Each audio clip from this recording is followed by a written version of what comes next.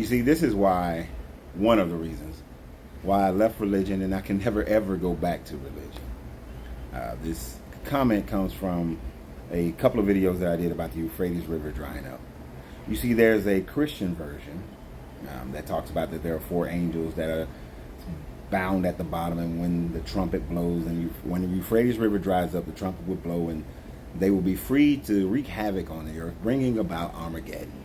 The same Armageddon that for the last 2,000 years people have believed was coming to an end. As a matter of fact, Paul, in his writings, taught you that you should not even marry somebody if you can help it, if you can restrain yourself from the lust. But it is better to marry than to burn, because they believed that the end was coming before they would die. Because Yeshua, who was an apocalyptic preacher and never talked about any social changes, believed and taught that the world was going to end and that he would be back before that generation ended. Generation being 40 years in their time and their understanding, not 2,000 years or whatever you want to put it. But in the Islamic version, it says that there's a mountain of gold that will be unearthed at the drying of the Euphrates River, and that men will fight over, and only 1% of people will still be alive after all the fighting, feeling as if you were in a world all by yourself. You see, versions is the problem.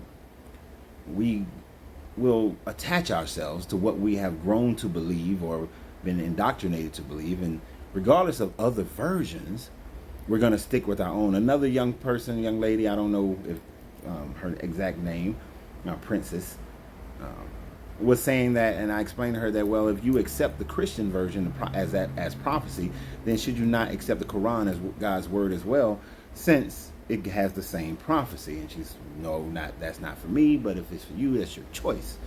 And that's the thing, is that most people were never given choice. They never thought about taking a choice and deciding if they want to follow these religions, because they all have different versions. Even within themselves, there are different versions.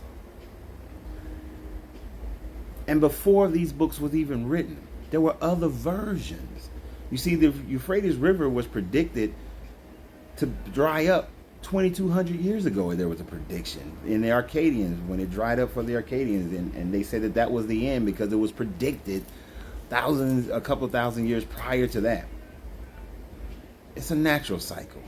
But the problem with all these prophecies is that I can write and say that there'll be wars and rumors of wars, because there has never been a time where was not wars and rumors of wars, where there was not disease and pestilence and famine and things of that nature.